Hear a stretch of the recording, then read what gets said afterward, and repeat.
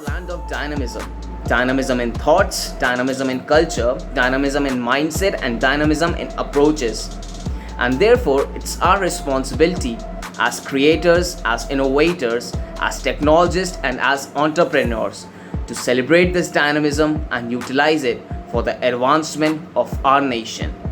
Welcome to the new episode of the Tech Ketchup Show, a Nerd for Tech Originals. And in this episode, we have with us Mr. Rahul Jindal, director at Google, in conversation with us on topics that are less talked about, on topics that needs to be more frequently discussed, and on topics that lie beyond technology. This is a heavy long episode, but it is going to be a rich one when it comes to content. Enjoy this entire podcast. This is your host Kushak Srivastav, and see you on the other side.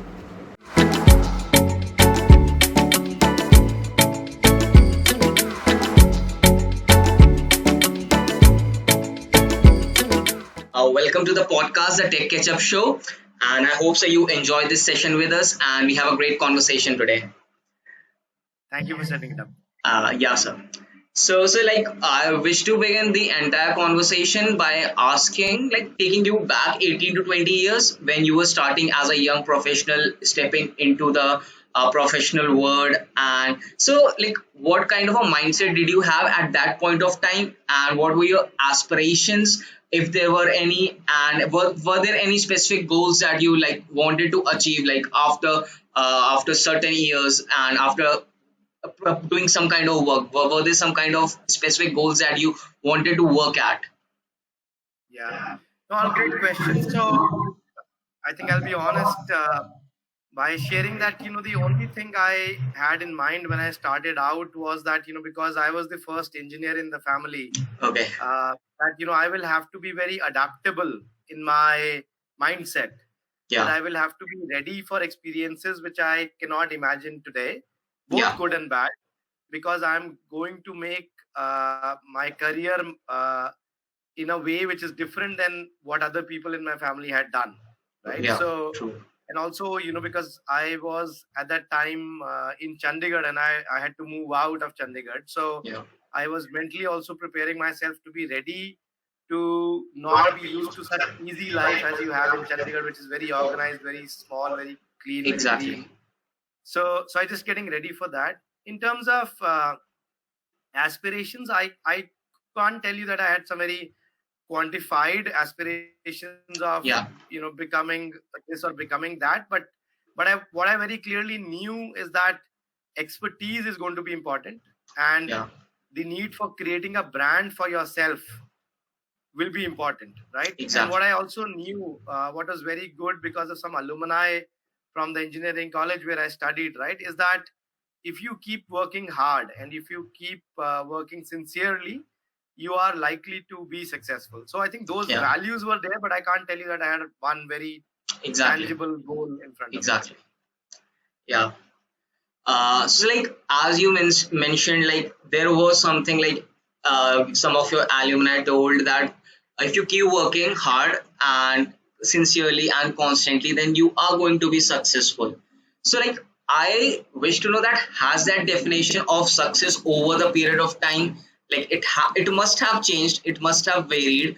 So what was at that point of time your definition of success, and then right now what success defines to you? No, that's a brilliant question. So I'd say that at that point, success was really just financial security and financial stability, right? Okay. Being able to earn enough that you don't have to rely on any debts, be Exactly. able to clear the family's debts, be able to even being able to afford cars, right, Yeah. and those kind of things. So I think it was very very small scale in terms of Exactly. the definition. It was very related to money and financial security, but I think it was very clear 7 or 8 years into working that those needs will be taken care of if you sincerely continue to work and save Yeah. and do something with your savings. But I think almost for 12 or 15 years now, for me, it has been about creating value, right? Exactly. Creating value for the employer, creating value for your peers, creating value for the industry, creating value in the society, right? Yeah. So whether that is by being top notch in terms of the company's products and services, or it is being helpful to people younger to you, or Yeah. it is being helpful to parts of the community which is less privileged than you, right? Yeah.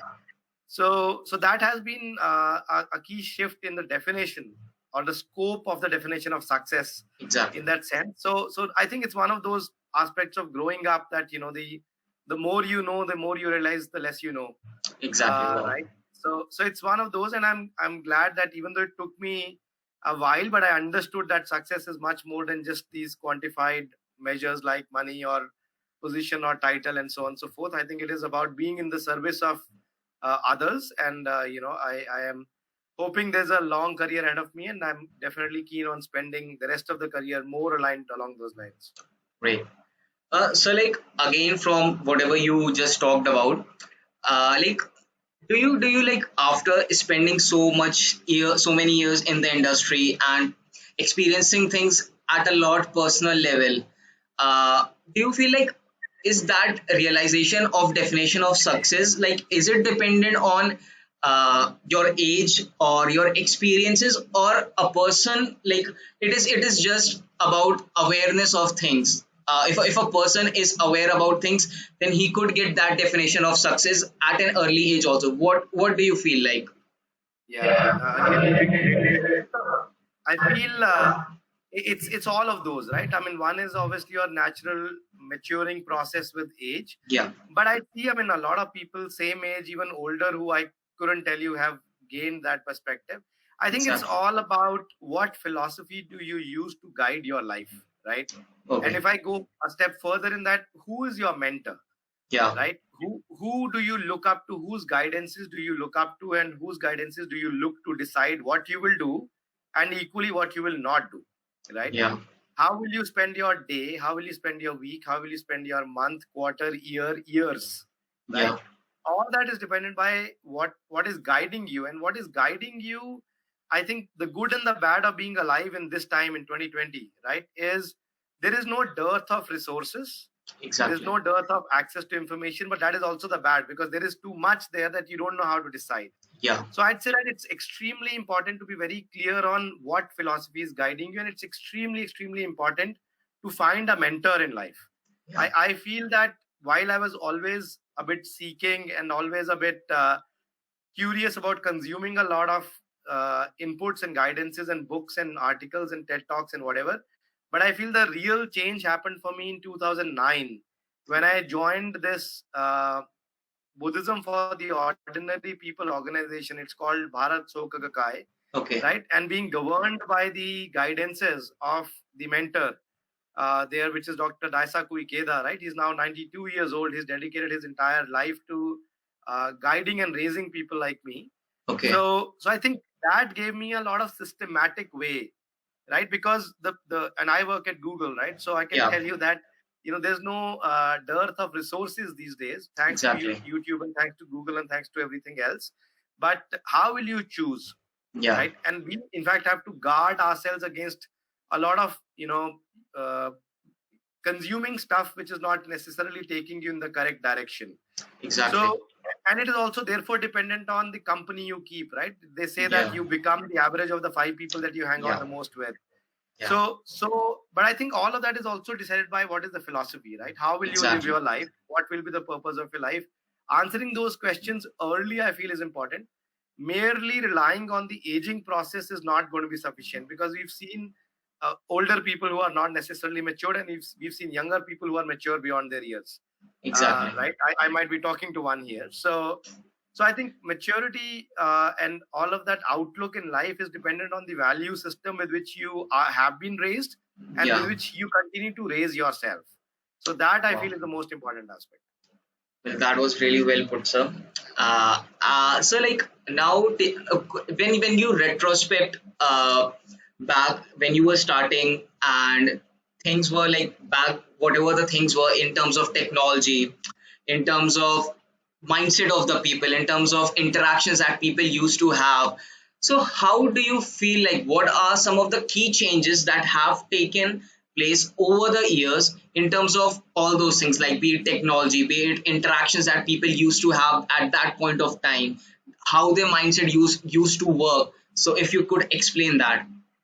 No, absolutely. So I normally speak about three dimensions, and I'm just taking a Yeah, quick example in each dimension, but I really mean to communicate the dimensions more than the exactly. examples, right? So Exactly. dimension number one is the technology and the proliferation of technology, right? Okay. So when I was studying computer science and I graduated in 2002, I think at that time it was possible for me and people like me to claim that I know most things about technology, Oh, because it wasn't an explosion like it is now, right? yeah. So I remember graduating out of engineering knowing about 30 computer languages, right? Oh, And I used to be confident, comfortable with the fact that most things about most things I'm aware of.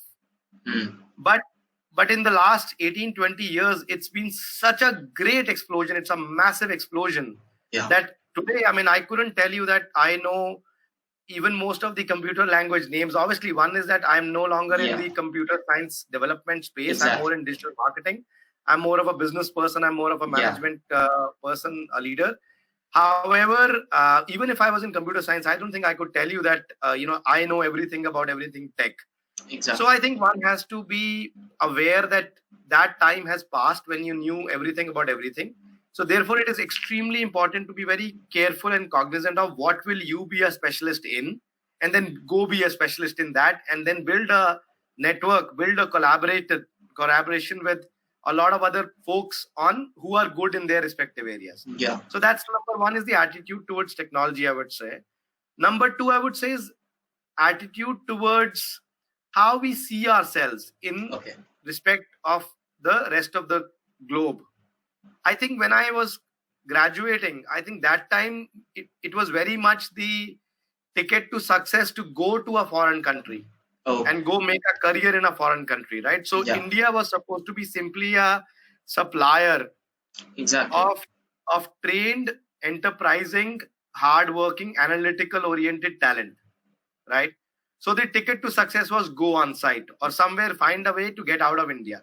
I Yeah. feel now it's been a complete 180-degree change, that now I see an extremely large set of extremely smart, extremely hardworking, extremely confident people and professionals who want to sit in India and win the globe, Exactly. right? They want to be global winners sitting out of that. And I am extremely pleased by that, because, I never had any desire to go overseas. Obviously, graduating when I did with computer science, literally every 6 months I had the opportunity to go overseas, and I chose not to take it. I only went overseas once, that too in 2011, just about for a year, and then I came back, Okay. right? So I am actually personally quite thrilled that the Indian professional mindset has moved on from being somebody who's seeking an employment in a global corporation, preferably outside of India, to sitting in India and building for the world, sitting in India and having customers from around the world, sitting in India and having investors from around the world. Yeah. So that, I think, is a sea change in the ambition of the Indian professional, and I find that extremely energizing. The third, I would say, is the change in the Indian society and the outlook towards a lot of things, right? Whether it is the outlook towards enabling your boys and girls, right? Enabling your children to go be an entrepreneur. I think when I started out, being an entrepreneur was deemed to be extremely risky, Exactly. right? And not for the middle class. But now you see a whole crop of professionals who are, come from our kind of backgrounds, but Yeah.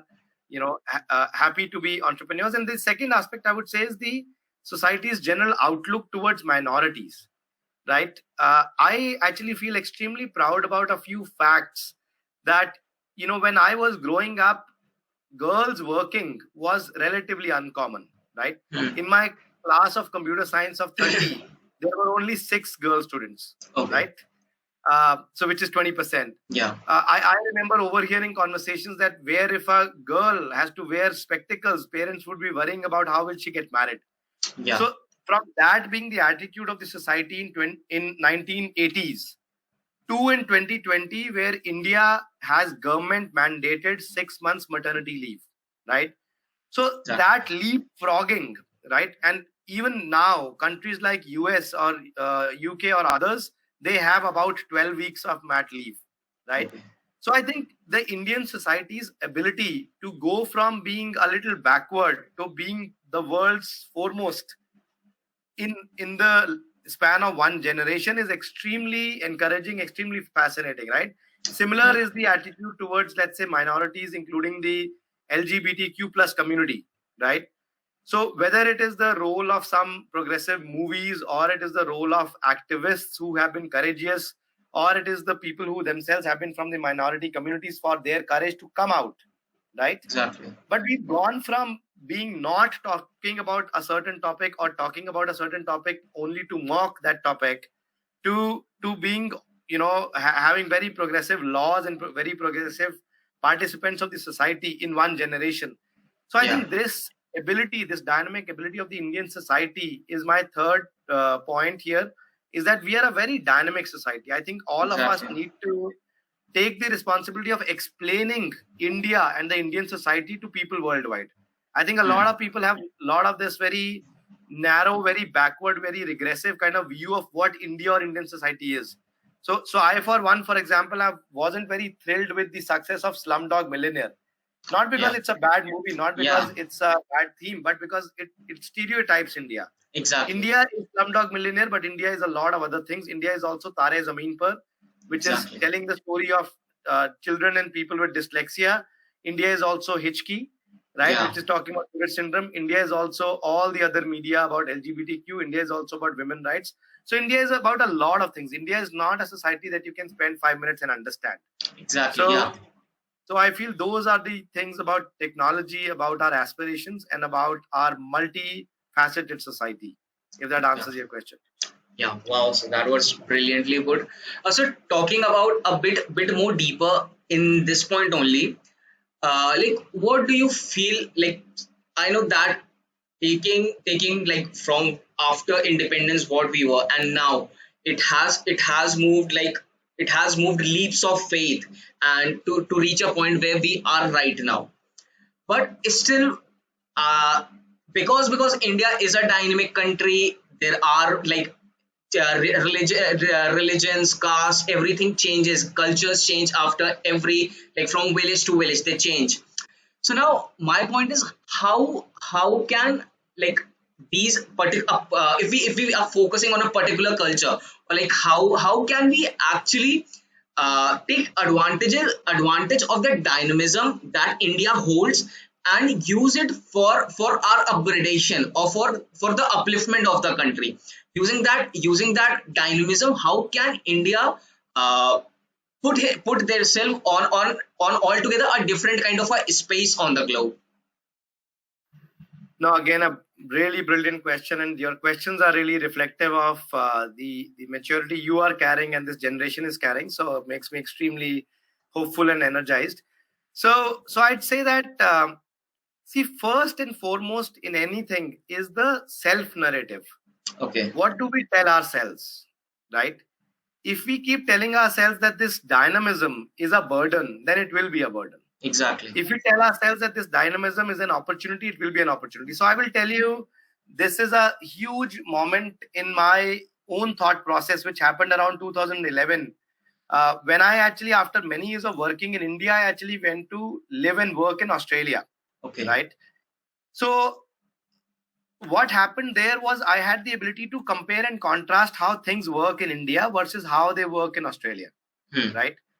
And I will spare you the detail, but I'll come to the summary of my conclusion. And it took me Yeah. many months to completely fathom this thing. Okay. I feel that India is the only country of its kind Oh. in the following dimensions. First and foremost is the size of our population, right?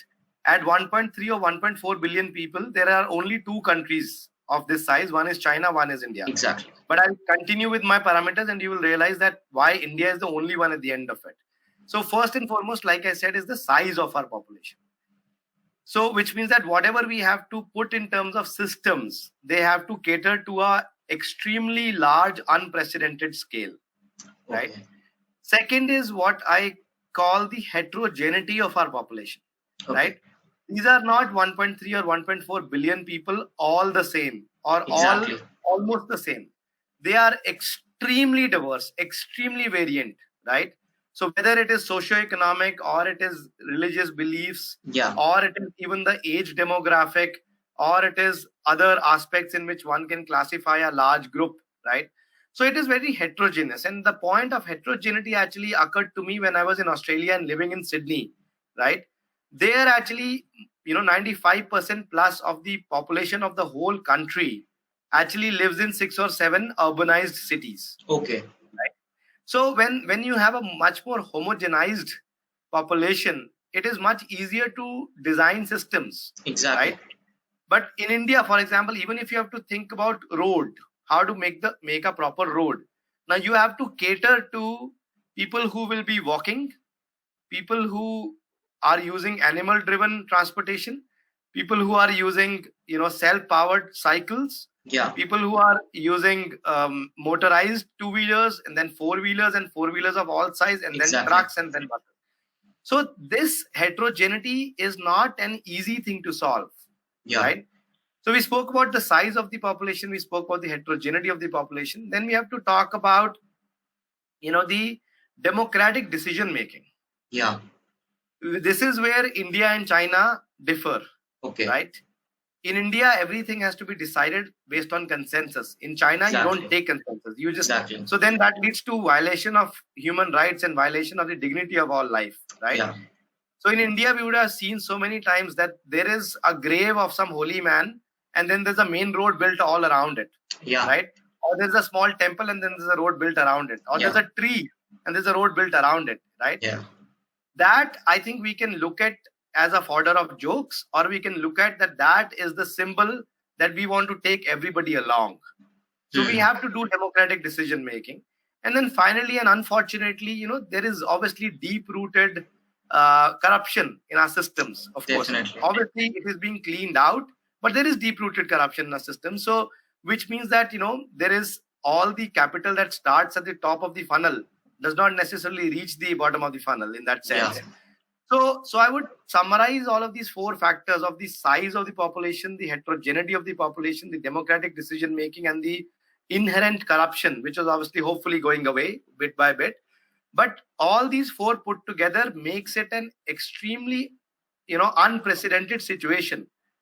So I'd say that my appeal to people in positions of aspiration or decision making is that let us look at it as an opportunity, right? Okay. Let us first acknowledge that this is an unprecedented problem, right? Our administrators, the people in IAS, IPS, and such positions, or IFS, or people running, other armed forces and so on and so forth, they are not incapable people. They are extremely capable people. But let us also understand that the problems that they're solving for are extremely unique problems. There are no models that we can copy, right? Mhm. It may be easy to say that let us take Hyderabad and make it like Sydney, but Hyderabad is not like Sydney, Yeah. right? The whole country's population there is 22 million, and Hyderabad's population itself might be 8 or 10 million. Exactly. So we have to. I go back to the first thing I mentioned, is that we have to go back to what is the self narrative. If we tell ourselves that it is an extremely large, extremely different kind of a problem, then we will find extremely different kind of solutions, and we will spend less time in lamenting and moaning about how things don't work, and more time in finding out how can I be a part of the solution.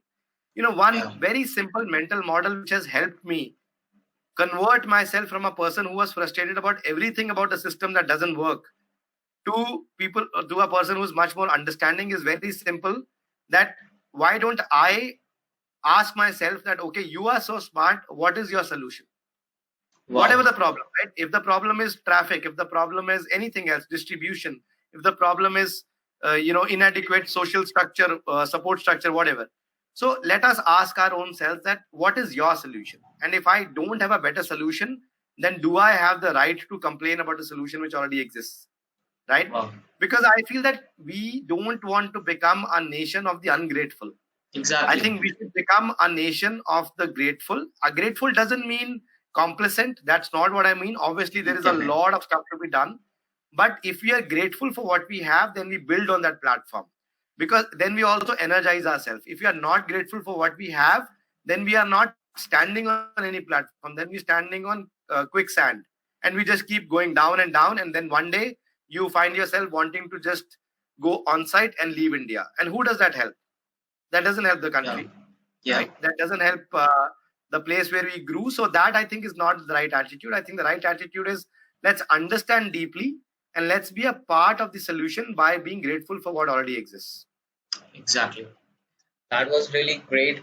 So well put. And so now taking you back to some of your times, like when you were just starting into this professional world and you landed up with your first job. So like how was that experience from like until the point when you decided to pursue MBA? You did quite a lot of work with different organizations. So like what was that kind of a working environment, and has that shifted to a better position currently? Has there been a positive shift, and like what were your experiences transitioning from one role to the other? Yeah, thanks for that question. So, like I said, I've studied computer science. I really used to like computer science, and I thought I was good at it also. Um, but I think one thing did happen at the start of my career, which was that I graduated into a recession year, Okay. right? And when you graduate into a recession year, life is not what your seniors would have told you. Exactly. So, because even though I had 3 very active opportunities before graduating, by the time I graduated, all 3 disappeared Oh. because of the recession year. Yeah. So I actually started by going to Triple IT Hyderabad for a research project after the engineering. Okay. Only then to be very rapidly called back because Infosys wanted me to join very quickly, Oh. right? And I'm talking about Infosys of 2002, Yeah. right? So I started there, and I thought that it was an excellent work environment. It was a very good company led by a very strong value system. But I felt that, as a computer science student, I wasn't very challenged enough.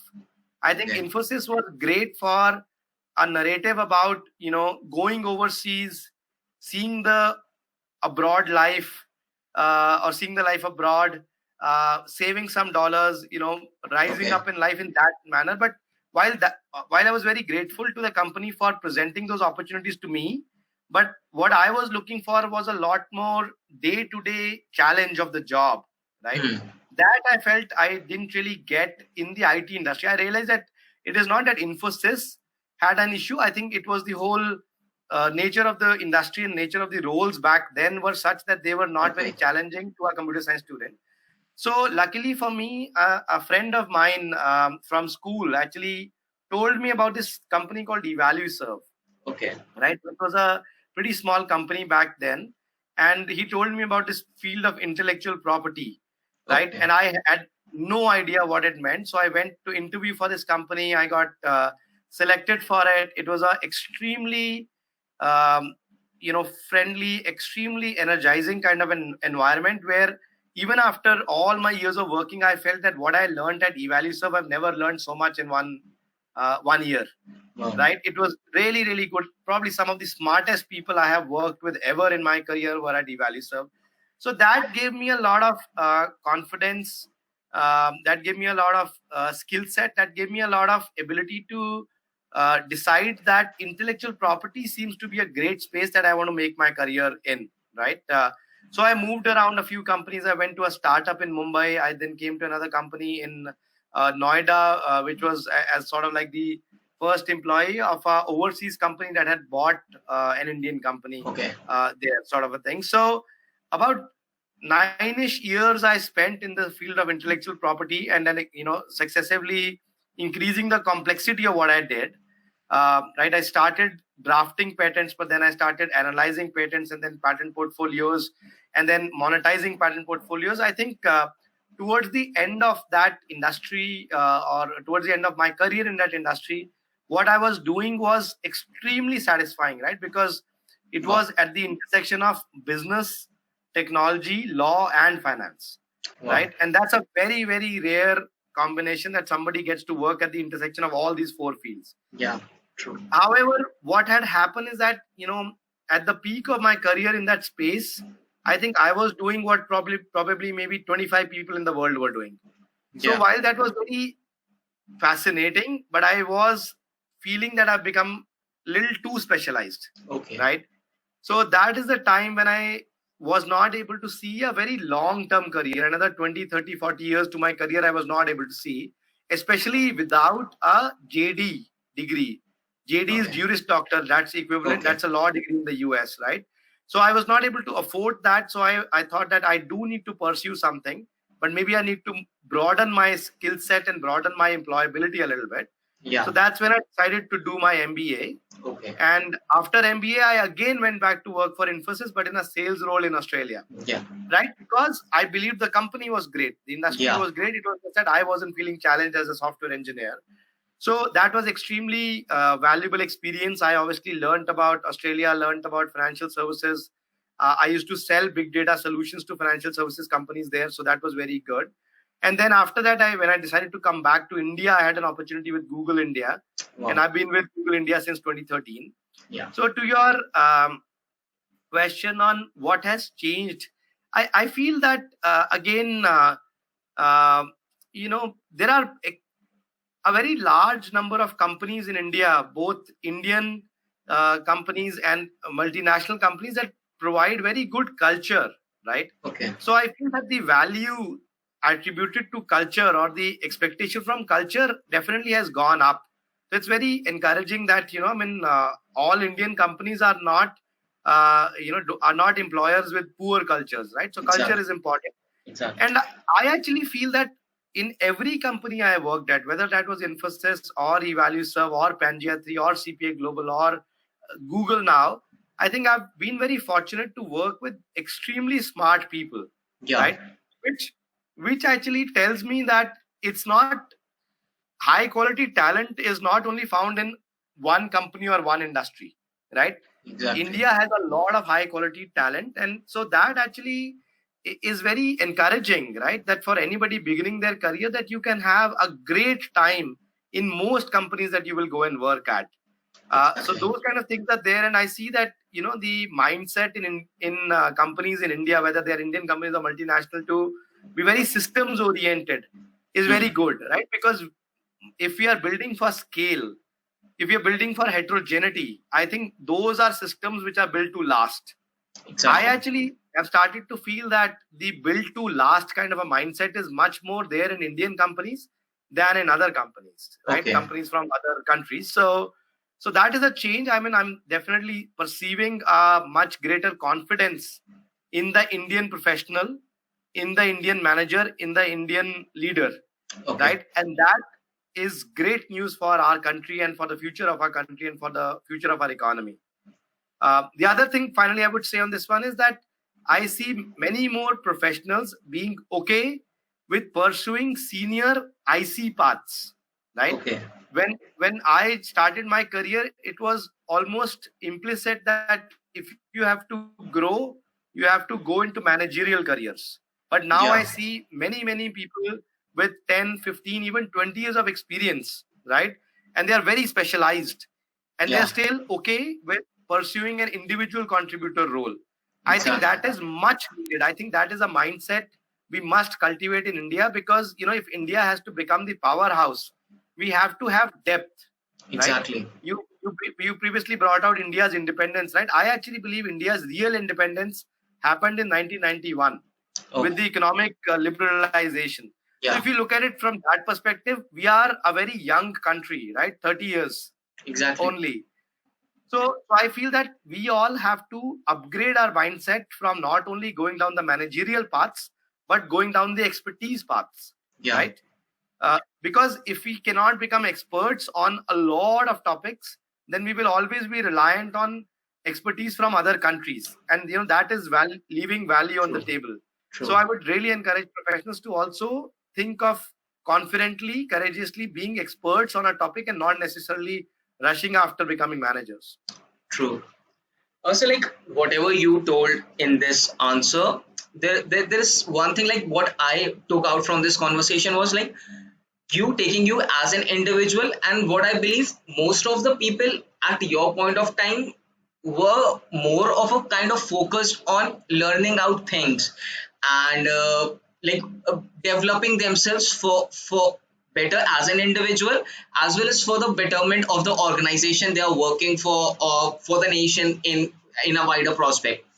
What I feel in the in the generation that I belong, because I have been in that state of mind like past 2 years. I had been that state of mind where I wanted to work as an individual, where I wanted to, like, there is no problem in earning money, but for the cause of just earning money, that's the problem in the mindset.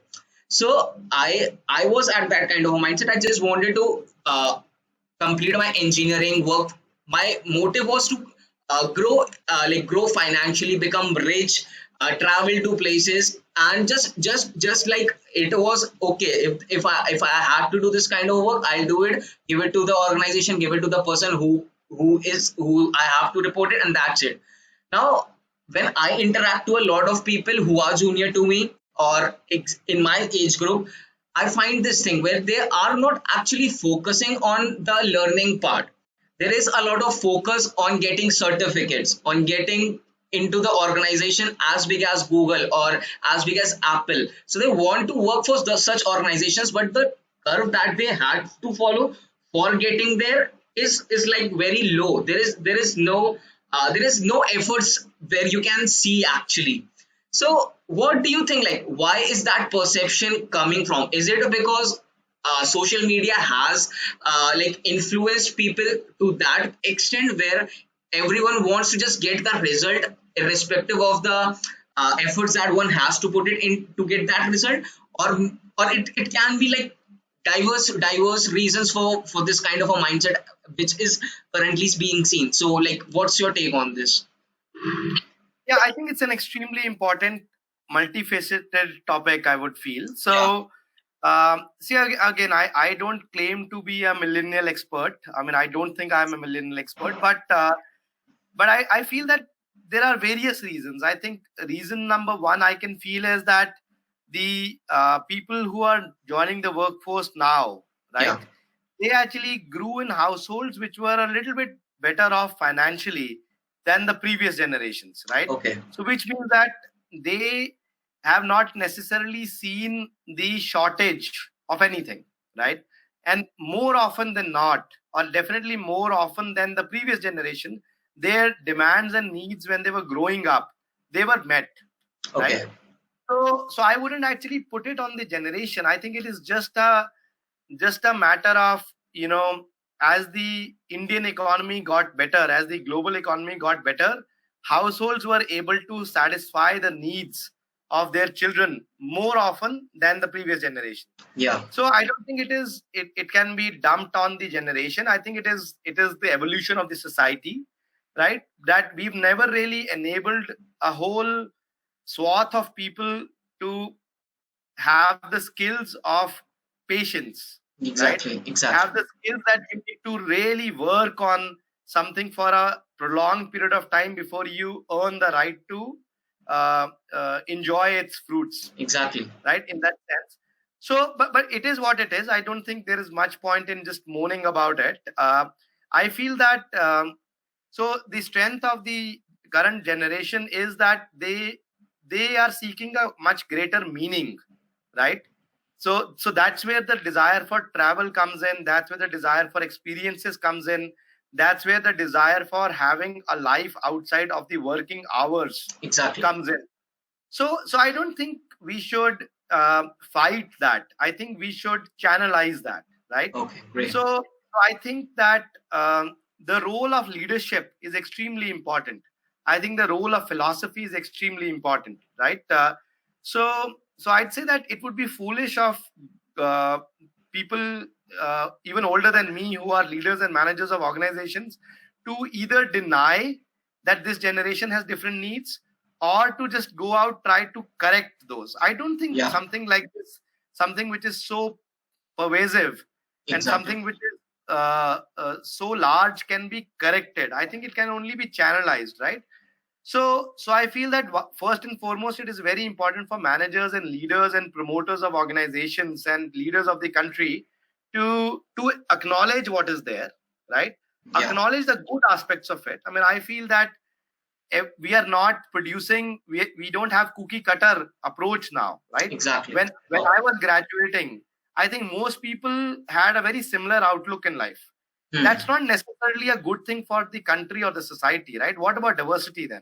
Exactly. I mean, it's good to produce a lot of workers, right? Whether for the white collar workers or the blue collar workers, but it's not necessarily for the holistic growth of the society. Yeah. So I feel the role of leadership is important, but I'd say that also my perspective to the younger colleagues here, right, is that, see, we have to understand that we are living in a very complicated world, and it's getting more and more complicated, right? Previously, access to information was an issue, but now way too much information is an issue, and not always knowing what is to be trusted and what is not to be trusted is an issue. So I think let us work together in formulating the right principles in which we will live. So somebody who's 20 years today, right, they will likely live to an average age of 75, 80, right? So I would encourage them to also worry about that. I have 60, 70 more years ahead of me. What will be the principles I will use to spend those 60, 70 years in a meaningful way, because of three key macro forces, right? And I've believed in these three macro forces for a long time. Macro force number one is obviously technology-led disruption, right? And that is only going to become more and more accelerated, right? With this machine learning, artificial intelligence, all of that, the disruption because of technology is only accelerating. So people who are not going to be experts on anything will likely find themselves out of a job, right? Wow. So that's number one. Number two is this whole globalization, or now even deglobalization. These are very large forces, larger than an individual, but they impact everybody. So, outsourcing impacts everybody. So we should not think that we are sitting in India, so we are immune to outsourcing. There are many other smaller countries where the wages are lower, so our jobs can go there. So we have to be cognizant that we have to continue to provide expertise, right? We have to continue to provide points of view, deep points of view, insightful points of view. That's number two. Number three is what I have for years been calling global health. And, the pandemic era is a great example of that, right? Because of such great connectivity now, something that happens in one part of the world can impact the whole world very quickly. And what better example than coronavirus to give, right? Exactly. So I'd urge people who are younger now to, not stop being themselves. I think their desire to travel, their desire for a fuller life, their desire to enjoy is all well respected. But I'd say that also let's design for the long term, right? Because if their parents had 3 or 4 careers in a span of 40, 50 years, and if their grandparents had 1 or 2 careers in a span of 30, 40 years, they will likely need to have a lot more careers, right? Wow.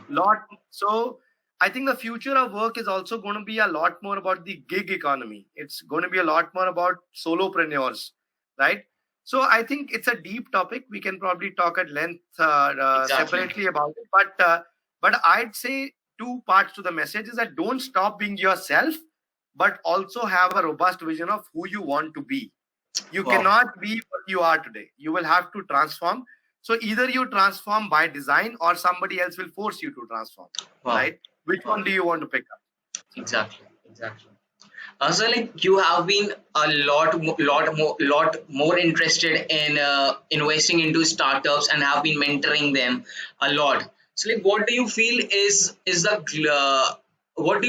global appeal? What kind of a global appeal do Indian startups hold at the current scenario, and like why we can say that it is the best time to have a startup in India?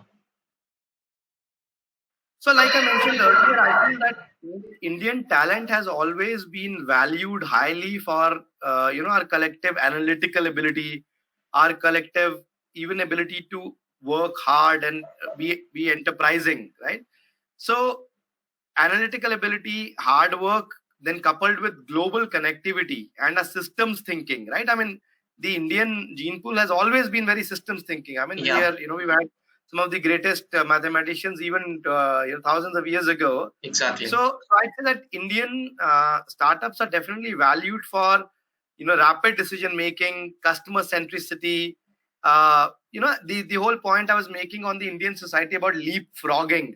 I think that also applies to Indian startups, right? We are, Okay. because we don't have a lot of legacy to take care of in terms of technologies or in terms of lots of technology True. investment. True. So we can quickly leapfrog and build with the best technology, build with the best methodologies, build with the best mindset. So, and I think I really like I mentioned earlier, the Indian entrepreneurial mindset to build for the globe, right? Yeah. To attract global capital. So I think it's an extremely special time right now, and I think it'll be a very golden era to either be investing in startups or being employed at startups, or even if you are able to, and if you have a good business plan, and if you figured out the financials to be an entrepreneur yourself, right? I just want to put in a word of caution, right? These golden period I am extremely a believer in, but I don't want people to be foolhardy about that. If I can't find a job, let me be an entrepreneur. If you can't find a job because you're not skilled enough, Exactly. you can't find a job because you don't interview well, those are not things one can wish away and then say that because I can't find a job, let me go be an entrepreneur. That is just being a little silly, right? So I think, starting a company is not a piece of cake.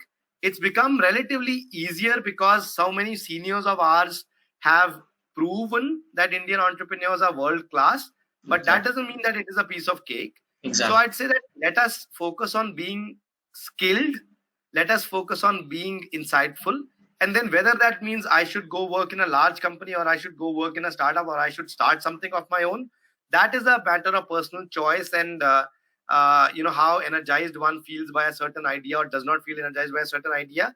But it's a golden time, but let us make a very prudent moves in this golden time. Let us not make foolish moves in this golden time. Is what I would want. So true. And so, whenever you are investing or interacting with any kind of a startup, as a mentor and as an investor, what are some of the things that you actually look out for in order to analyze it and make a point with, whether the business is going to work or not, or whether the startup even has that enthusiasm to work for the idea? So, what are some of the things that you personally look out for? Yeah, great question. So I think, the first thing I look out for is, like I said, I put a lot of emphasis on the self narrative. Exactly. So in this example, what that means is that why are the founders doing what they are doing? Wow. If their reason is, to create value, right, for the society, for the consumers, and therefore for themselves, that's the right kind of mindset, right?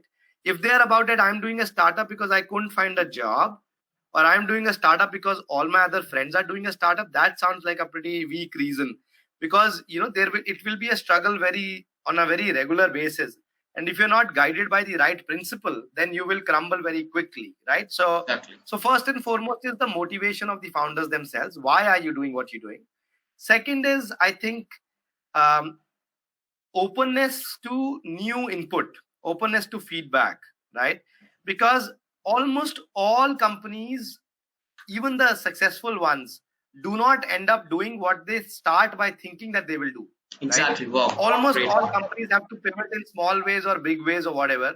But if the founders are not open to stimuli, if they are very arrogant or if they're very stuck to their ways, and sometimes people are even foolish and arrogant, right? Foolish and arrogant means they're like, Steve Jobs was stuck, I am stuck, so therefore I'm Steve Jobs. But you're not Steve Jobs, right? Yeah. So there is only Steve Jobs is Steve Jobs. So I'm not saying that, I think, don't get me wrong, I'm not saying that conviction is not important. Yeah. Conviction is important. Exactly. But having the humility to vet it, having the humility to be open to other people's points of view is even more important, right? Good ideas can come from anywhere, but execution is extremely important. Exactly. So that and finally, one factor which is personally very important to me is, whatever the company is doing, is it adding value or is it subtracting value, right? I will not invest in, for example, a better juicer. We don't need better juicers, right? We need to solve problems of the society. We need to solve, maybe we can invest in better experiences. We can invest in better health. We can invest in better education. We can invest in better processes, right? We can invest in better customer centricity.